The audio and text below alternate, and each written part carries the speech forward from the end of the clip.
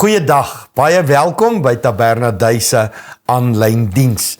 Ek wil vandag so bietjie vir jou 'n vraag vra, wat jy beter sal verstaan soos wat ons aangaan, maar wat lê op jou draagbaar? Wat lê bo op jou draagbaar? Romeine 8 vers 11 sê, dit is dieselfde gees wat Jesus uit die dood uit opgewek het, wat ook in ons lewens werksaam is, en ook dooie goed kan lewendig maak. Het sy om vir ons die ewige lewe te gee, maar ook in ander omstandighede.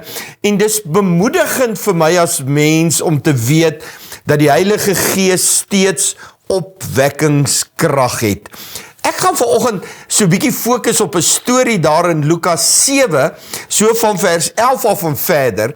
Ons kry 'n weduwee wat op pad is uit die stad uit. Sy's besig om haar enigste seun te begrawe.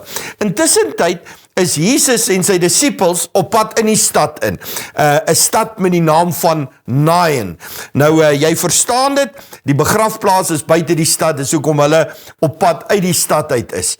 En dan vind daar hierdie ontmoeting plaas, waar Jesus en hierdie begrafnisstoet paie kruis. En jy ken die storie, Jesus stop hulle, hy maak die dooie weer lewendig en hy gee hom terug aan sy ma, en die mense het 'n klomp vra.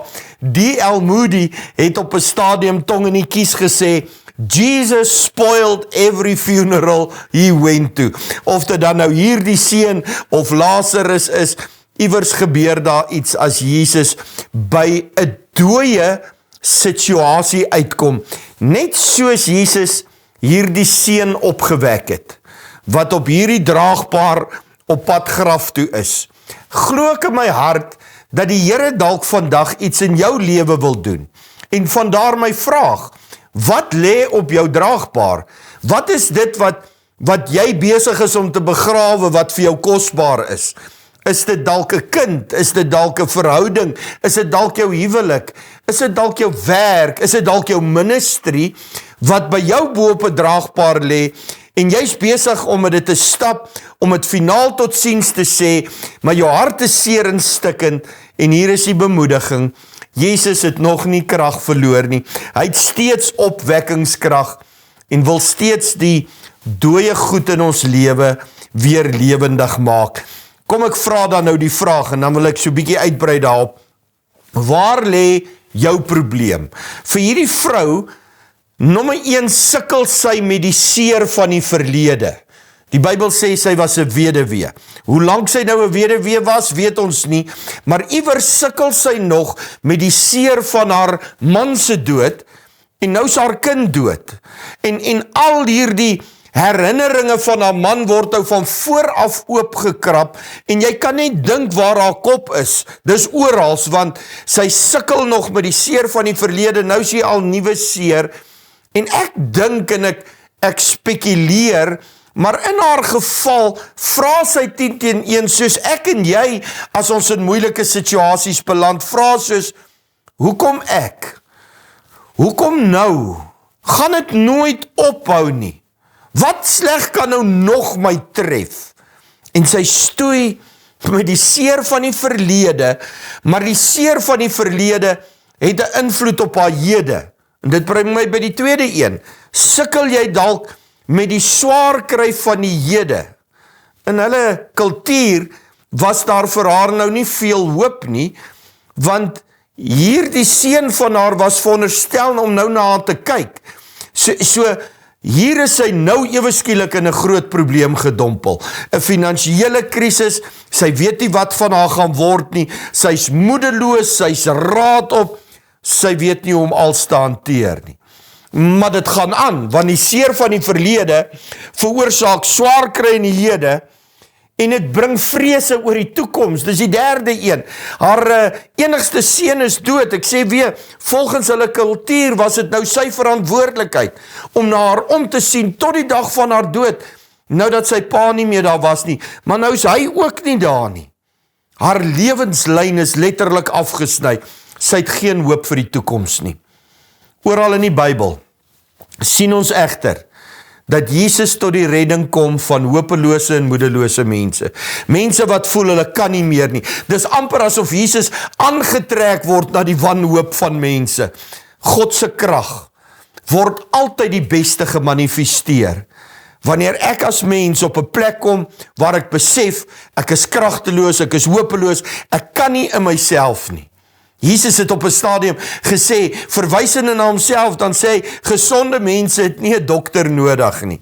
Mense wat dink hulle is okay en geen probleem het nie en alles is reg, hulle gaan dalk nie na Jesus soek nie. Maar hierdie vrou, tussen haar seer van die verlede, tussen haar swaar kry van die hede, tussen haar vrese vir die toekoms, het sy eintlik geen ander plek om heen te gaan nie. Sy is besig om te stap, sy gaan nou begrafnis hou. Hier is die tweede punt wat ek maak. Onthou jy nog waar jou krag vandaan kom? Dink gou aan hierdie vrou. Die realistiese ding is, sy stap om te gaan begrafnis hou.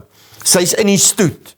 Elke tree wat sy gee, is nader aan die graf en 'n plek waar sy finaal moet tot sien sê. 'n plek waar haar lewe letterlik ophou bestaan. Maar wat sy nie weet nie is, elke tree wat sy gee is 'n tree nader aan Jesus op daardie stadium, want hy kom van die ander kant af.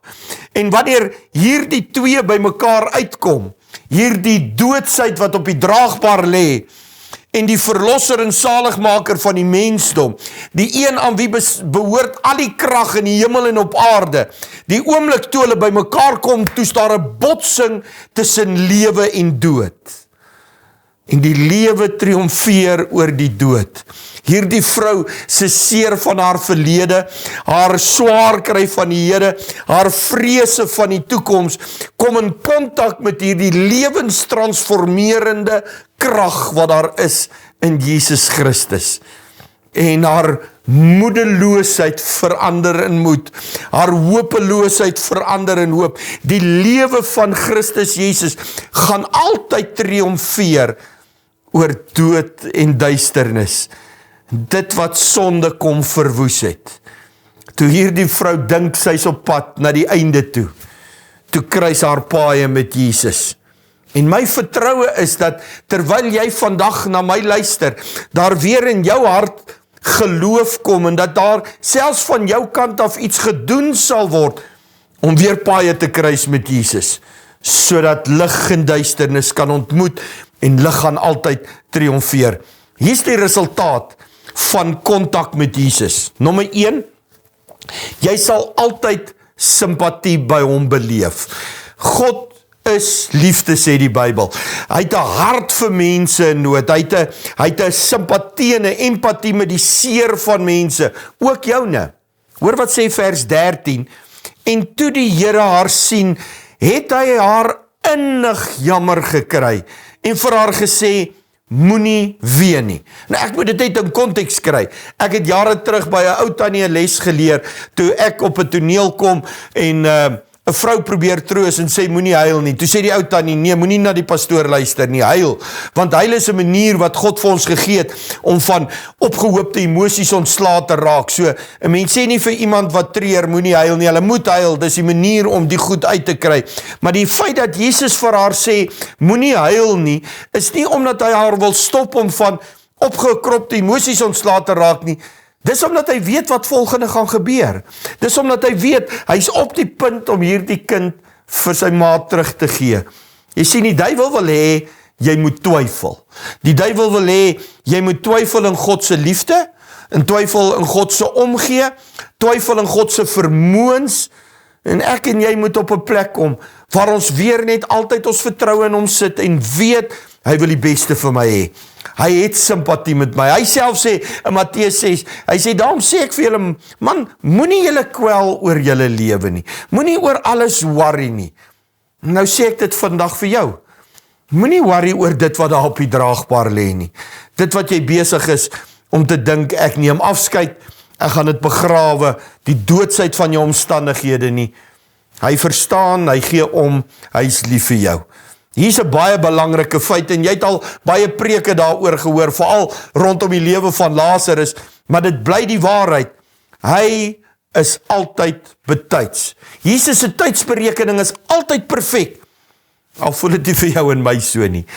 Matteus 7 vers 14. En hy het nader gegaan en die draagbaar aangeraak. Daarop staan die draer stil en hy sê, jongman, ek sê vir jou, staan op. En die dooie het regop gaan sit en begin praat en hy het hom aan sy moeder teruggegee. As dit 'n halfuur later was dit te laat. Dan was hierdie man begrawe gewees. Maar nou vra die mense rondom en ek en jy moet dalk die vraag vra, wie is hierdie man? Wie is hierdie man wat met soveel gesag praat? Wie is hierdie man wat selfs met dood praat en daar kom lewe? Wie is hierdie man? Hy is nog steeds dieselfde vandag, dieselfde Jesus. Oomblikke vroeër was daar koue en somberheid en trane en hopeloosheid. En ewe skielik as hierdie man op die toneel kom, dan is daar warmte en liefde en lewe en daar kom hoop. Ek is nogal partykeer as ek hierdie storie lees, nuuskierig. Die Bybel sê, hierdie jongman het regop gaan sit en begin praat. Nou wonder ek, wat se stories het hy toe nou vertel? Ek is baie nuuskierig. Eendag gaan ek in die hemel dalk weet, wat het hy toe nou gepraat? Maar ek wonder of het hy nie dalk iets gesê oor sy belewenis van hierdie lewensveranderende krag nie. Hoe dat hy dit beleef het. Kan ek net dit terloop sê? Gehoorsaamheid aan opdragte van Jesus gaan altyd tot gevolg hê dat daar wonderwerke kom. In hierdie geval moes die draers gehoorsaam wees. Toe hy sê stop. Hy wil nou eers by hierdie kom. Wat het dit by jou uit te waai? Ons is besig met begrafnis. Ons is nou op pad, ons moet hierdie klaar kry. Maar die draers luister, hulle stop. Dis die begin van die wonderwerk. Hierdie dooie man moet luister. Toe Jesus hom terugroep in die lewe in. Maar toe daar geluister word en gehoorsaam word, toe staan 'n wonderwerk. Die tweede ding is, en dit het eintlik nie veel met my preek uit te waai nie, maar gehoorsaamheid aan die Here bring harmonie in families. Die Here gee hierdie seun terug aan sy ma, hulle verenig weer, daar's weer harmonie. En Jesus wil dalk ook vandag of iewers in die tyd wat kom, vir jou geestelike dooie familielede teruggee. 'n kind wat nie die Here wil dien nie. 'n man of vrou wat nie die Here wil dien nie.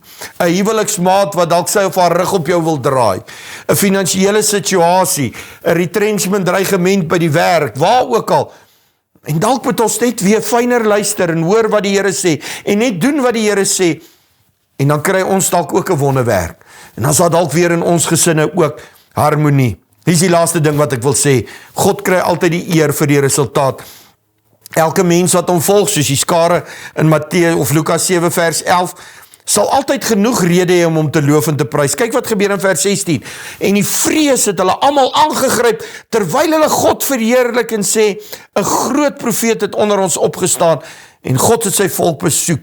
Hierdie woord aangaande hom het uitgegaan in die hele Judea en die hele omtrek.